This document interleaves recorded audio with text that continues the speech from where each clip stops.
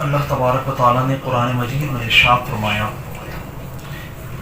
کہ رسول پاک صلی اللہ تعالی وسلم کی زندگی تمہارے لیے بہترین نمونہ ہے، بے شک اسوہ حسنہ، بہترین نمونہ ہے۔ کیا؟ رسول پاک صلی اللہ تعالی وسلم کی سیرت مطہرہ ہمارے لیے نمونہ ہے۔ یعنی جب کبھی انسان کسی مشکل میں ہو، اس کو کوئی راہ سجائی نہ دے رہی ہو، تو اس کو کیا چاہیے؟ اس کو چاہیے کہ رسول پاک صلی اللہ علیہ وسلم کی حیات طیبہ پر اپنی نظر دوڑائے، ضرور حضور علیہ الصلوۃ والسلام کی زندگی سے اس کو گائیڈ لائن مل جائے گی۔ آج کے اس دور میں کچھ عرصے سے آپ بھی محسوس کر رہے ہیں، خصوصاً 6، 8، 10 مہینے، سال سے یا کچھ عرصے سے ہمارے معیشت پہ، ہمارے گھر کے معاملات پہ، ہمارے بجٹ پہ، ہمارے اور روزمرہ کی ضروریات پر ایک بڑی پریشانی آئی ہوئی ہے۔ وہ پریشانی کیا ہے کہ مہنگائی کا عذاب دن بدن بڑھتا چلا جا رہا ہے، اور شاید ہی پاکستان میں خصوصاً جو کم آمدنی والے حضرات ہیں، جنہوں نے اپنا گھر چلانا ہوتا ہے، پورا مہینے کا ایک بجٹ، ایک لمیٹڈ بجٹ ہوتا ہے، اس کے اندر کتنی پریشانی سے ہم گزارا کرتے ہیں۔ بے شک خصوصاً نوکری پیشہ حضرات وہ جانتے ہیں کہ ان کو کتنی مشکل سے اپنا سرکل چلانا، اور روز بروز مشکل ہوتا چلا جا رہا ہے۔ یعنی آپ آج اگر کوئی چیز لے کر آ رہے ہیں، تو اگر آپ 2 دن بعد وہ چیز لینے جا رہے ہیں، تو وہ عام سی بات ہے، وہ کہ بھائی اب تو ریٹ یہ ہو گئے۔ بندہ یہ سوچتا ہے کہ یار میں نے تو اس بجٹ میں یہ چیزیں لینا تھی، اگر میں یہی لے لوں گا تو پھر کیا کروں گا؟ پھر وہ کہتا ہے اگر یہ نہ لوں تو پھر کھاؤں گا کیا؟ یعنی میں یہ صرف آپ کو مثالاً بتا رہا ہوں، ایسے کتنے ہی معاملات میں آپ اپنے دل میں اس وقت ذہن میں سوچ رہے ہوں گے کہ یہ بات بالکل صحیح ہے کہ اس وقت ہم الحمدللہ دینی تنظیم سے وابستہ لوگ ہیں، دینی تحریک سے، دین کے لیے الحمدللہ ہم نکلتے ہیں، جمع ہوتے ہیں، نماز پڑھتے ہیں، اللہ کا شکر ہے، اللہ کو یاد کرتے ہیں، جو بھی اللہ تعالیٰ توفیق دیتا ہے، مگر ساتھ ساتھ ہم یہ دیکھ رہے ہیں کہ ہمارے ساتھ اور سسٹم اور نظام چلانے کے لیے ہمیں بہت سی پریشانیوں کا سامنا ہے، اور اتنی پریشانی ہے کہ میں آپ کو اس وقت ایک تحقیق ہوئی ہے اور یہ بات سامنے آئی ہے کہ 70% پاکستانی جو ہیں اس وقت ڈپریشن کے مرض کا شکار ہو چکے ہیں۔ 70% عوام، یعنی اگر مثال طور پہ اگر ہم 20 کروڑ ہیں تو 20 کروڑ میں سے 14 کروڑ افراد جو ہیں وہ اس وقت ڈپریشن کے مرض کا شکار ہیں۔ ڈپریشن کیا ہے؟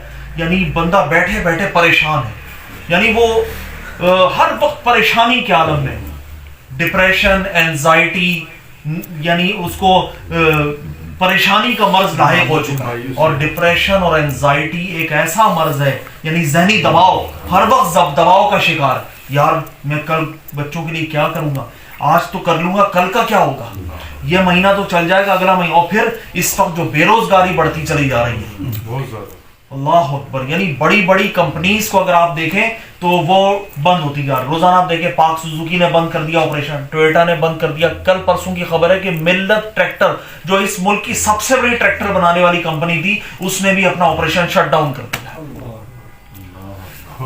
بلوچ، یہ کیا نام تھا اس کا کمپنی کا، بلوچ ربر ہے، بلوچستان ٹائر کے نام سے کمپنی، ہب میں اس نے لکھ کر دیا ہے کہ ہم 6 مہینے سے را مٹیریل کی شارٹیج فیس کر رہے ہیں، اس نے کہا کہ 30 دسمبر ہماری آپریشن کا لاسٹ ڈے ہے، ہم کمپنی کو 30 دسمبر کو تالا لگا دیں گے۔ اور آپ بتائیں ہزاروں لوگ ان کمپنیز میں کام کرتے ہیں، وہ کتنے لوگ بے روزگار۔ تو میں صرف یہ آپ کو بتانا چاہ رہا ہوں کہ اس وقت ہم لوگ عمومی طور پہ، ہمارا معاشرہ ڈپریشن کا شکار ہوتا چلا جا رہا ہے۔ آپ ذرا باہر نکل کے ذرا لوگوں کے چہروں کو دیکھیں، ہر بندہ پریشان نظر آتا ہے، ہر بندے کو دیکھیں تو وہ چہرہ اس کا مرجھایا ہوا نظر آتا ہے۔ اب آپ یہ تمام مراحل تو چل رہے ہیں، اور آپ پتہ نہیں کہ کب تک چلتا رہے گا، اس کا کوئی یہ پتہ نہیں کہ چلو 1 مہینے بعد یہ معاملات صحیح ہو جائیں گے، یا 2 مہینے بعد، یا 10، 6، 8 مہینے، یعنی ہم نے اپنی زندگی جتنی گزار دی اس میں ہم یہی دیکھتے چلے آ رہے ہیں کہ ہر چیز زوال پذیر ہے، ترقی کا نظام نظر نہیں آتا۔ آئیے ہم سب مسلمان ہیں، ہم اللہ پر یقین رکھتے ہیں، ہمارا توکل اور اعتماد کس پر ہونا چاہیے؟ اللہ تعالیٰ کی ذات پر۔ اور اللہ کلام مجید میں ارشاد فرماتا ہے کہ اللہ کی رحمت سے تو کافر ہی مایوس ہوتے ہیں، اللہ کی رحمت سے کافر ہی مایوس ہوتے، یعنی مایوسی جو ہے وہ اللہ رب العزت کے نزدیک کیا ہے؟ کفر ہے۔ اس لیے ہم نے مایوس نہیں ہونا, ہم نے امید کا دامن نہیں چھوڑنا, کتنی بھی مشکل حالات آ جائیں مگر امید کا, اللہ سے امید نہیں چھوڑنی ہے. اگر ہم نے اللہ سے امید چھوڑ دی تو آپ میں اور جو دین پر عمل نہیں کر رہا اس پر کیا فرق رہ جائے گا.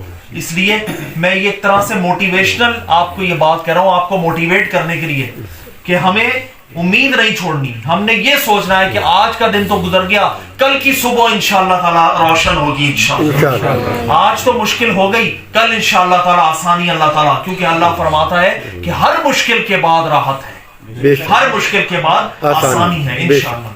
اب میں آج جو آپ کو یہ میں نے تمہید باندھی ساری اور شروع میں یہ بتایا کہ رسول پاک صلی اللہ علیہ وسلم کی زندگی ہمارے لیے بہترین نمونہ ہے, تو وہ بہترین نمونہ کیوں ہے اور اس میں کون سے کیا ایسے کوئی واقعات نظر آتے ہیں, کیا ایسی کوئی چیز ملتی ہے جس کو پڑھ کر ہم یہ سوچ سکیں کہ ہاں حضور اکرم صلی اللہ علیہ وسلم کی حیات پاک میں بھی ایسا دور آیا کہ حضور علیہ السلام بظاہر لگتا تھا کہ سرکار دو عالم علیہ السلام کے اوپر یہ جو مشکل وقت آیا ہے پتہ نہیں یہ مشکل وقت کب ختم ہوگا, مگر اللہ تعالیٰ کی حکمت تھی حضور علیہ السلام کی زندگی میں ایسے معاملات اور مرحلے لا کر قیامت تک آنے والے مسلمانوں کے لیے تعلیم دینا مقصود تھی کہ جب میرے محبوب نبی علیہ السلام کی خدمت میں بھی مشکل آ سکتی ہے تو اے مسلمانوں تم تو حضور کے امت ہی ہو, تم پر مشکل کیوں نہیں آئے گی. اور ایسی مشکل آئی, میں آپ کو صرف 2 واقعات بتا رہا ہوں, اگر آپ میں سے خدا نہ خواستہ کسی پہ وہ مشکل آ جائے تو آپ, میرا خیال ہے کہ زندگی میں مرنے کی دعا کرنے پہ مجبور ہو جائیں,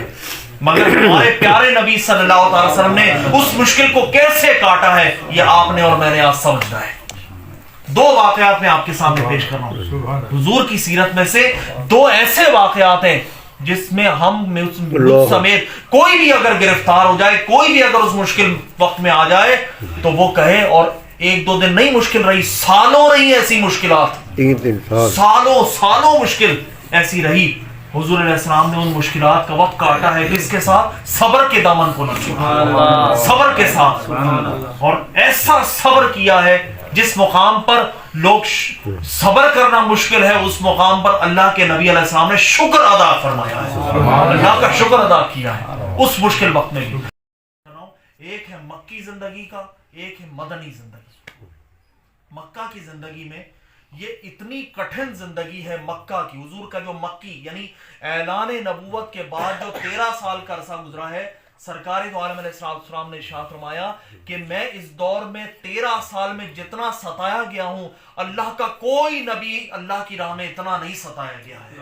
یہ 13 سال کا جو دور ہے یہ نوح علیہ السلام کے 950 سال پہ بھی بھاری ہے. نوح علیہ السلام کی زندگی 950 سال تھی, کم و بیش 950 سال کی عمر تھی, اور چند لوگ ان پر ایمان لائے تھے, حتیٰ کہ ان کا بیٹا بھی ان پر ایمان نہیں لایا تھا, اور چند کتنے تھے وہ صرف جو کشتی میں آ گئے تھے وہی لوگ تھے بس, ان میں تو بلکہ جانوروں کے جوڑے بھی تھے, یعنی انسان کتنے ہوں گے کشتی میں, اس کشتی والے جتنے تھے 950 سال کی تبلیغ کے بعد صرف وہ ایمان لائے تھے.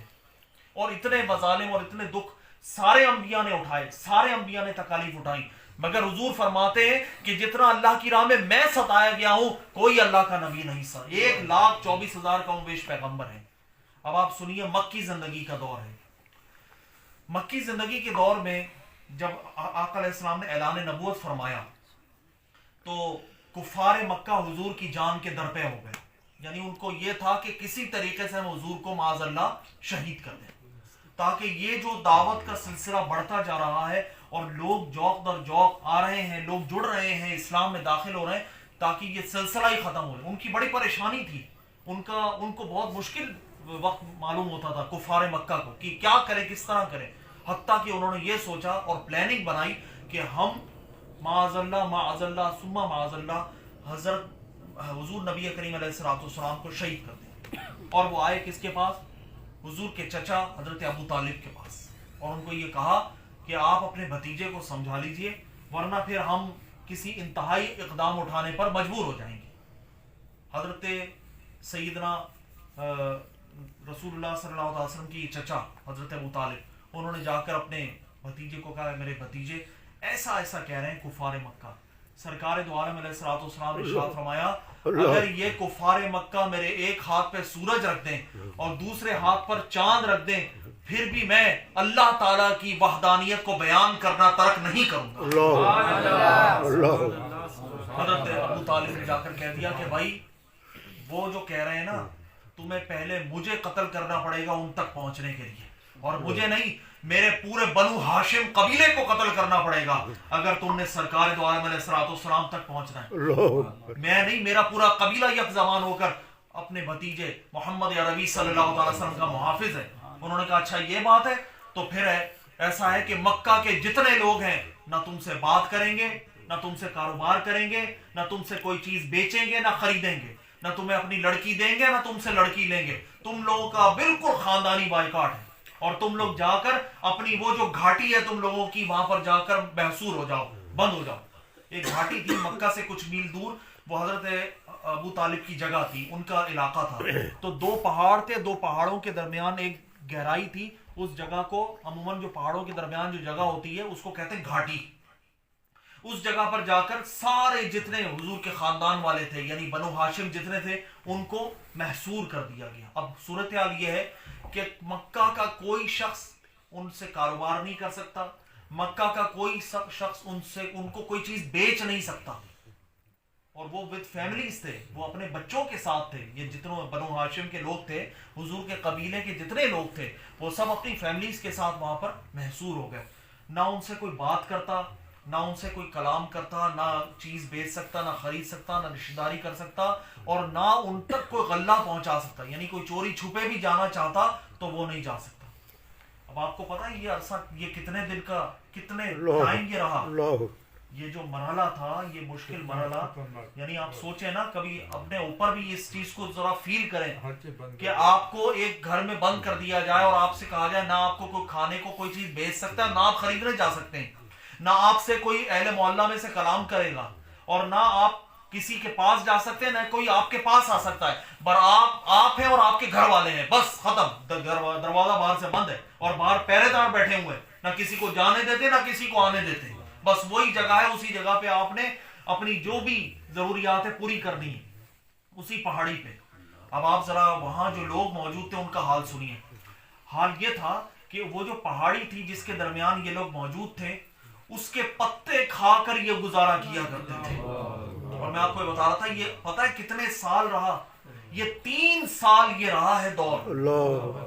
حضور علیہ السلام خود, سیدنا ابوبکر صدیق, حضرت ابو طالب اور حضور کے پورے خاندان والے, عورتیں, بچے, بڑے بوڑھے, سب ایک پہاڑی کے درمیان میں, ایک گھاٹی میں بس موجود تھے.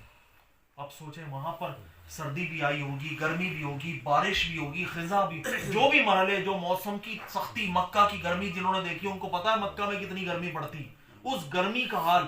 اور بچے بھوک سے بلکتے تھے تو مکہ تک ان کی آوازیں جاتی تھی بچوں کی, بچے بھوک سے رویا کرتے. اور مائیں کیا کرتی تھی, بچوں کو پتے کوٹ کوٹ کے کھلایا کرتی تھی. ماؤں کی چھاتیوں پہ دودھ ختم ہو گیا تھا کیونکہ وہ جب کچھ کھائیں تو کچھ. اور ایک صحابی حضرت سعد فرماتے ہیں کہ میں رات کے وقت میں کہیں گیا تو اندھیرے میں مجھے کوئی چیز ایسی نرم نرم سی محسوس ہوئی. میں نے وہ دیکھا تو وہ چمڑے کا ٹکڑا, اونٹ کے چمڑے کا ٹکڑا تھا. کیا تھا, کیا تھا, اونٹ کے چمڑے کا ٹکڑا تھا. انہوں نے کہا میں وہ لایا اونٹ کا چمڑا, کھال وہ لایا, اس کو بھون کے اس کو کوٹ کے اس کے ذرات بنائے, اور ذرات بنا کے پانی میں گرم کر کے اس کو کھایا کرتا تھا. درختوں کے پتے کھاتے تھے, بیری کے پتے کھاتے تھے. یہ کون, یہ مسلمان. کتنے سال, 3 سال تک. اب آپ سوچئے, کیا اللہ تعالیٰ کے محبوب نبی نہیں ہے, کیا اللہ تعالیٰ کے سب سے محبوب نبی محمد عربی نہیں ہے؟ کیا ان پر جو مشکلات آ رہی, کیا رب نہیں ملاحظہ فرما رہا؟ کیا رب نہیں اپنی قدرت سے ایک لمحے میں وہاں پر ہر چیز, جب وہ منو سلوا اتار سکتا ہے اپنی بنی اسرائیل کے لیے, تو کیا مکہ کے اس گھاٹی میں چند محصور مسلمانوں کے لیے کیا رسول پاک علیہ السلام کے لیے مائدہ, دسترخوان یا منو سلوا نہیں اتر سکتا تھا؟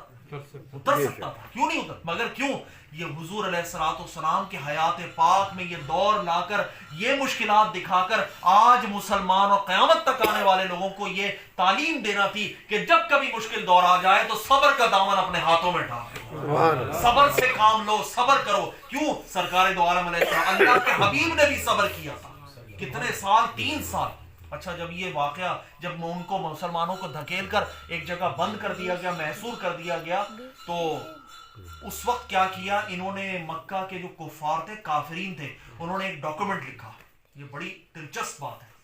انہوں نے کیا لکھا؟ ایک دستاویز لکھی, ایک ایگریمنٹ لکھا, اور ایگریمنٹ لکھ کے اس کو اس میں ایک غلاف میں جو کہ مخمل کا غلاف تھا, اس مخمل کے اس میں جو ایگریمنٹ میں کیا لکھا, ساری شرائط کہ نہ کوئی تم سے چیز خریدے گا نہ بیچے گا, نہ تم سے کوئی رشتہ داری کرے گا نہ تم کسی سے رشتہ داری کرو گے, نہ تم سے کوئی بات کرے گا نہ تم کسی سے بات کرو گے, اور تم ایک جگہ پر محصور ہو کر رہ جاؤ گے. بس یہ سب کچھ لکھا, اور لکھنے کے بعد ایک پورا ڈاکومنٹ تیار ہوا, اور اس کو مخمل کے غلاف میں لپیٹ کر کعبۃ اللہ کے دروازے کے اندر کی طرف ٹانگ دیا. رسول پاک صلی اللہ علیہ وسلم جب یہ عرصہ گزر گیا, 2-2.5 سال, 3 سال کا عرصہ گزر گیا, اللہ تعالیٰ نے اپنی قدرت کاملہ سے کیا کیا. دیکھو صبر کا صلہ اللہ تعالیٰ کیا دیتا ہے. سنیا, اللہ تعالیٰ نے صبر کا صلہ, یہ جو 3 سال اتنی مشقت, ہمیں کوئی ایک دن کہے نا پتے کھا لو, ہمیں تو سن کے ہمیں موت آ جائے.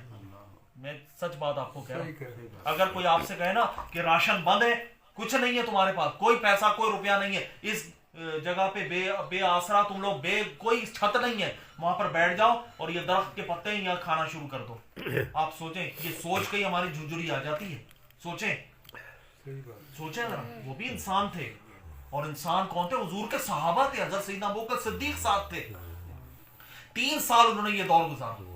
اللہ تعالیٰ نے ان کے اس صبر پہ کیا کرم فرمایا, جتنا وہ ڈاکومنٹ لکھا تھا اللہ تعالیٰ نے اس پرچے پر ایک دیمک کو مسلط کر دیا. اور کیا ہوا کہ وہ جتنا پرچہ تھا ساری کو دیمک نے چاٹ لیا, اور کیا رہ گیا؟ صرف اللہ کا نام جہاں لکھا تھا وہ اللہ کا نام باقی رہ گیا. کیا نام باقی رہ گیا؟ صرف اللہ کا نام باقی رہ گیا. اللہ اکبر. باقی جتنا کچھ شرائط لکھی تھی سب دیمک نے چاٹ ڈالی, اور وہ کھلا نہیں تھا پرچہ, وہ مخمل کے غلاف کے اندر لپیٹ کے انہوں نے رکھا تھا حفاظت سے, کہ اب یہ زندگی بھر یہیں رہیں گے, جب تک ہوگا, پھر ان کی آہستہ آہستہ یہ دنیا سے چلے جائیں گے, مر جائیں گے یہ لوگ یہیں پہ, اس گھاٹی میں ان کی موت ہو جائے گی. مگر اللہ تعالیٰ نے اپنے کرم سے کیا کیا, اس تمام عہد نامہ, وہ جو ایگریمنٹ تھا, وہ جو دستاویز تھی, اس پورے پر دیمک کو مسلط کیا, اور وہ دیمک اس نے پورا چاٹ لیا, صرف اللہ کا نام رہ گیا. یہ بات سرکار دو عالم علیہ السلام کو بطور وحی اللہ نے بتا دی کہ وہ جو انہوں نے دستاویز لکھا تھا وہ سب کا سب دیمک نے چاٹ لیا ہے. انہوں نے بتائی حضرت ابو طالب کو, انہوں نے کہا کہ میرے چچا جان, وہ جو جتنا انہوں نے دستاویز لکھی تھی وہ اللہ نے اپنے کرم سے دیمک کے ذریعے سے ختم کر دی ہے, وہ چیز ختم ہو چکی ہے. حضرت ابو طالب نے سنا کہ تم صحیح کہہ رہے ہو. انہوں نے کہا جی ہاں, میرے رب نے مجھے بتایا. حضرت ابو طالب نے 2-4 اپنے ساتھ جو بڑے تھے قبیلے کو ان کو لیا, اور لینے کے بعد مکہ کی طرف چل پڑے. اب مکہ میں کعبۃ اللہ کے صحن میں, بیت اللہ شریف میں, کفار مکہ میں انہوں نے جب آتے دیکھا نا ابو طالب, انہوں نے سمجھا کہ ہاں بھائی اب یہ لوگ ان کی بس ہو گئی ہے, اب یہ معافی مانگنے ہیں. وہ آئے, اذان ہونے.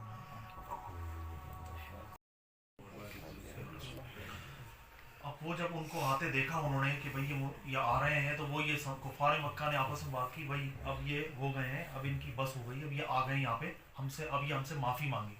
وہ قریب آئے, انہوں نے کہا کہ بھئی بات یہ ہے کہ وہ ذرا اندر سے وہ لے کر آؤ, دستاویز لے کر آؤ, ہم ذرا دیکھنا چاہتے ہیں. یہ نہیں ان کو بتایا کہ وہ بوسیدہ ہو گئی, کہ وہ کوئی اور اس پہ کر دیتے. انہوں نے کہا ٹھیک ہے لے آتے ہیں, مگر آپ لوگ یہ کیوں مانگ رہے ہیں؟ انہوں نے کہا بھئی ہم اس لیے مانگ رہے ہیں یہ دستاویز کہ سرکار دو عالم صلی اللہ تعالی وسلم کو اللہ تعالیٰ نے وحی کے ذریعے یہ پیغام دیا ہے, بتایا ہے کہ وہ دستاویز دیمک نے چاٹ لیا ہے, صرف اللہ کا نام باقی رہ گیا ہے.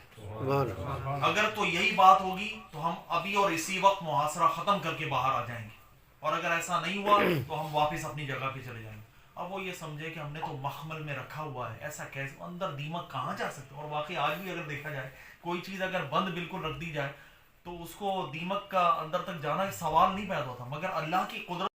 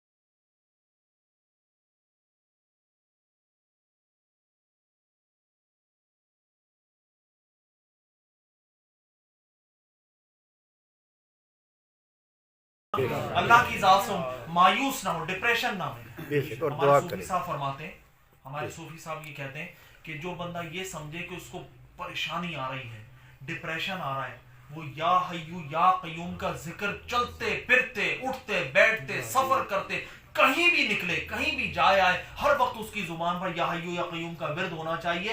एंजाइटी, डिप्रेशन और ये जो प्रेशर बंदा महसूस करता है, इससे अल्लाह ताला उसको निकाल देगा इंशाअल्लाह। ये हमारे सूफी साहब का वजीफा है हमेशा से। वो कहते हैं डिप्रेशन और एंजाइटी के लिए बंदा हमेशा या हय्यू या कयूम का विर्द रखे, जारी रखे, उसकी जुबान से या हय्यू या कयूम का विर्द जारी रहे। इंशाअल्लाह अल्लाह ताला उसको हर टेंशन से, हर परेशानी से, एंजाइटी से, डिप्रेशन से बाहर निकाल देगा इंशाअल्लाह। अब अगर आपके पास वक्त हो तो मैं एक वाक़या और सुनाऊं। सुनाए ना दूसरा वाक़या जो मदनी जिंदगी का है। ये क्या है, मदनी जिंदगी में एक वाक़या पेश, और ये एक ऐसा वाक़या है हुस्न जो शादीशुदा लोग बैठे हैं, जो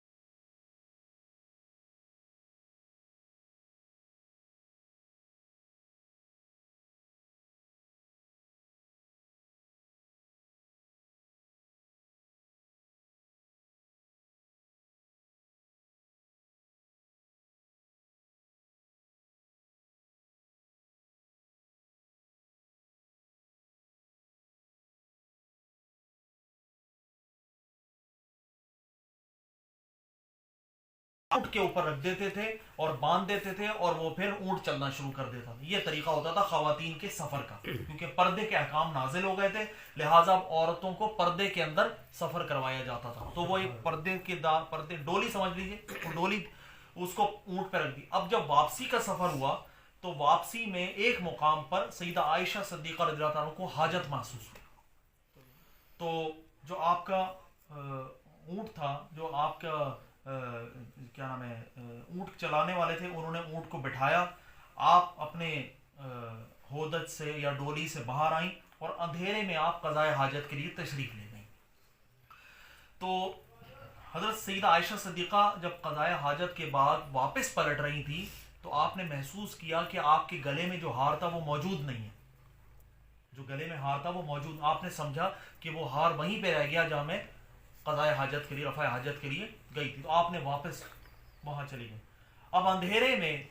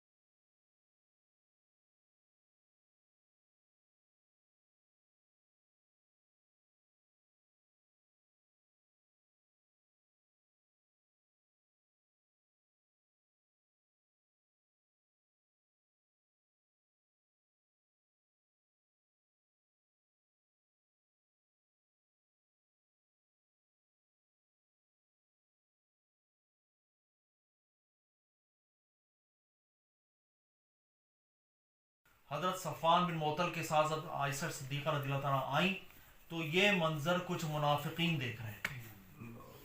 اب منظر بڑا دردناک ہے. اب جو بات آ رہی ہے وہ بڑی تکلیف دہ بات ہے. اب آپ سوچیں آج ہم 1400 سال بعد اس بات کو سن رہے ہیں تو مجھے بیان کرنے میں وہ دقت محسوس ہو رہی ہے, آپ کو سننے میں آپ کے رونگٹے کھڑے ہو رہے ہیں.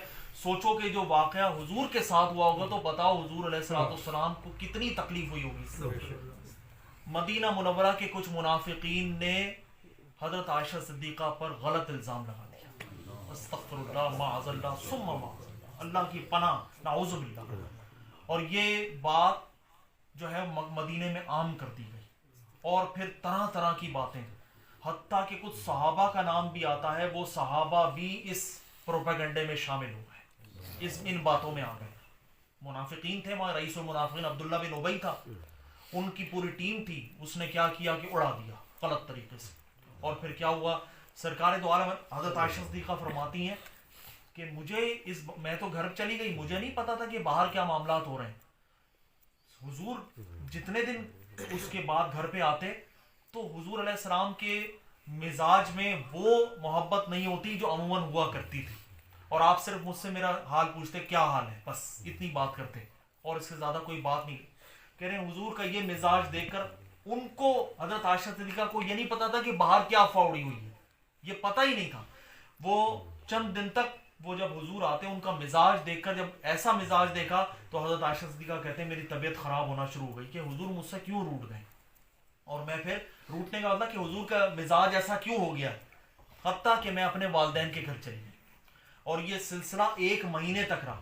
حضور تشریف لاتے, مجھ سے پوچھتے تمہارا حال کیا ہے, اور میری حالت یہ تھی کہ میری والدہ کہتی تھی کہ اتنا نہ رو, تیرا دل پھٹ جائے گا. ان کی والدہ نے ان کو بتایا کہ لوگوں نے یہ کر دیا, لوگوں نے یہ اڑائی ہوئی بات.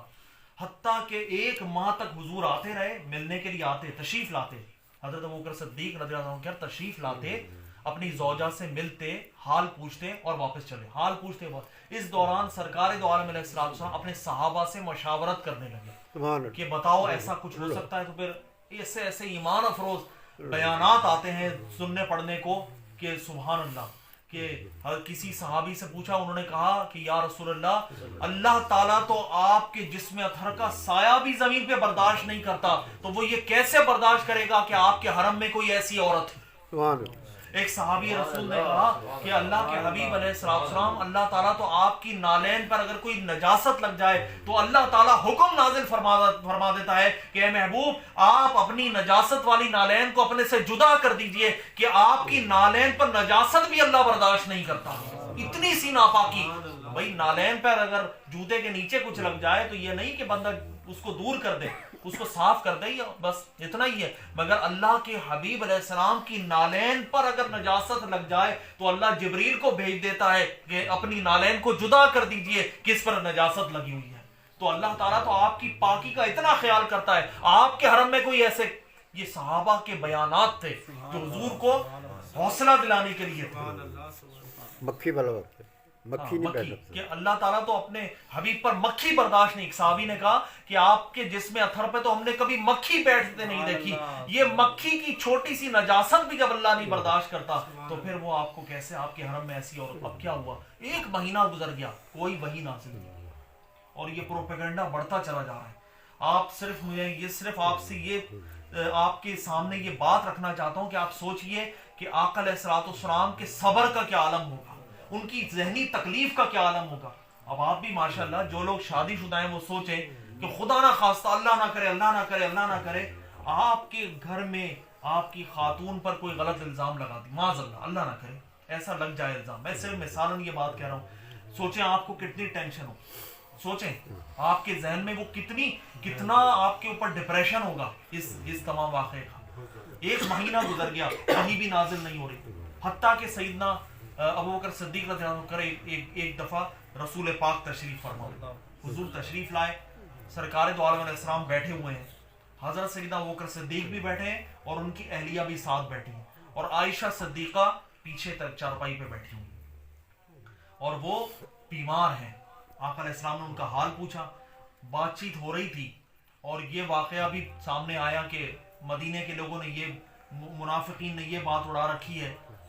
आयशा सिद्दीक़ा कहती हैं कि मैंने ये देखा कि सरकार दो आलम अलैहिस्सलाम की हालत गैर होना शुरू हुई, और ये उसी वक्त होती थी जब आप पर वही नाजिल होती थी। यानी सर्दी का मौसम था और सरकार के पेशानी पर पसीने के कतरे नमूदार हुए, तो मैं समझ गई कि हुजूर पर वही नाजिल हो रही है। तो हम खामोश हो गए। थोड़ी देर के बाद जब वो कैफियत खत्म हुई तो सरकार दो आलम अलैहिस्सलाम ने फरमाया, ए आयशा मुबारक हो, अल्लाह ताला ने तेरी बरात के लिए कलाम मजीद की 10 आयत करीमा नाजिल फरमाई।